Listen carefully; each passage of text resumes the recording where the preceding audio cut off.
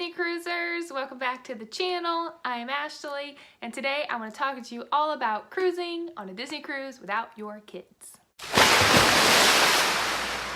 Before I get started, if you have not subscribed to this channel, please consider subscribing. I post regularly for all those who love Disney cruising and those who are maybe first timers and just planning your cruise or planning your 5th or 10th cruise. So go ahead and join us by hitting that subscribe button and then hitting the little notification bell. That way you get notified every time I post a new video. We have gone on just one Disney cruise without our children, but I am here to tell you all the reasons why I loved it and then the one reason why I absolutely hated it. So I'll start with the good things first, and I'm going to go over kind of the common answers that most people say when they say, why are you going on a Disney cruise without kids? Most people say, well, if we go to Castaway Cay, there's Serenity Bay, which is adults only, so that was nice because we got to go there if we didn't have our kids. You might hear people say, you know, Cove Cafe is nice, the adult only coffee shop, and then maybe they'll say that the adult pool area, the adult deck, Satellite Falls on the Dream Class ships, or maybe the private jacuzzis, that was a reason why they enjoyed a cruise without their kids. And then fourth, they might say that they like the adult entertainment at night, maybe the different comedy or magicians, ventriloquists, and games in the adult clubs in the evening times. And then sometimes even throughout the day they have events that are specifically only for adults in those areas as well, like certain trivia games. Now I'm going to tell you the reasons why people who actually took a cruise without their kids really actually liked it. They just probably don't want to tell anybody that this was the reason why they liked not being with their kids. The first thing that we did a lot, like a ton on our cruise without our kids, is we would fall asleep everywhere. Anywhere. We just fell asleep whenever we wanted. On a chair, on a lounger, on the bed, on the couch, sitting in like an upright chair. Like we just were falling asleep whenever we wanted to on all the decks just because we could, because we had no responsibilities, because our kids weren't there. We didn't have to worry. And if we wanted to sleep at 3 o'clock, we could. If we wanted to stay up and sleep out on the deck at 11 o'clock, we could, because we didn't have kids with us. Another major reason why we loved going without our kids was because it was cheaper. It was so much cheaper. Like, one, the actual fare cost was cheaper because we're not paying for them to go, but then, you know, there was no souvenirs for them, no extra little popcorns or ice creams or candies. We didn't have to worry about whether or not they were getting their money's worth on the cruise or not.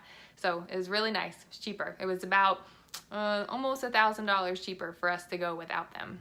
Something else that people probably don't realize until they're going to book their cruise without their kids is that when you go onto your port adventures, you have a whole lot more of port adventures that you can choose from if you're not taking your kids with you. Even some of the Disney port adventures or excursions, they start at like ages 4 and up, or 5 and up, or 10 and up even. So that you have a lot more ability to basically do whatever you want, port excursion wise, when you don't have your kids with you. It'd also be a chance to do some of the more dangerous things or the more exciting things on the trip without your kids, and then go to the kid-friendly ones when you have your kids with you, because you're definitely going to go on more than one cruise, I promise you. A thing that we also enjoyed when we didn't have our kids with us was dinner time. Dinner time was a lot more relaxing. It's not like horrible on a Disney cruise with your kids, because your waitstaff really does. They do wonders with your kids on the cruise, and they make it really easy for you to eat with them. But in our case, it wasn't so much like hassle being different. So the one thing that did matter to us was the amount of time. If we wanted to sit there for an hour or 2 hours and have dinner, that was okay. We didn't have our kids sitting there nagging us or whining about the fact that they wanted to go play putt-putt or go see a movie or do whatever it is they wanted to do. We were okay just taking our time and enjoying our dinner. And one more thing I want to say that was a positive that we enjoyed before I go to the one reason I hated not taking my kids was the fact that they have drink specials before noon. Mimosas and screwdrivers and Bloody Marys are all $4.50 for the entire morning before noon. So, you know, I kind of felt more inclined to take advantage of those when I wasn't responsible for little darlings with me all morning long. So that is something that you can keep in mind, and that's 4 hours of drink specials that you can partake in and enjoy. And that's probably why I was falling asleep everywhere on the ship. Even though people say if you're going on a cruise and you're not taking your kids, don't go Disney, save that for your kids. No, I highly recommend going without your kids at least one time because it is a totally different experience, but you still get the same great service, the great food, the atmosphere. You basically kind of do different things. When we were without our kids, we were in the adult section of the ship almost the entire time. And this last cruise, I was really paying attention and we went to the adult section of the ship. Like, we were probably there for like an hour total of the entire week. And it was way different than the last time we were on the ship. So they really are different cruises. You need to take one with and without your kids. All right, so the reason that I hated our cruise without our kids was because, surprise, surprise, I really miss my kids. Like every time there would be something going on that we would go by, even though I know they've been on a cruise and they're gonna go on another one shortly after, but like the things that were happening, I know they've done them before, but I still was like, oh, they really would be enjoying doing that.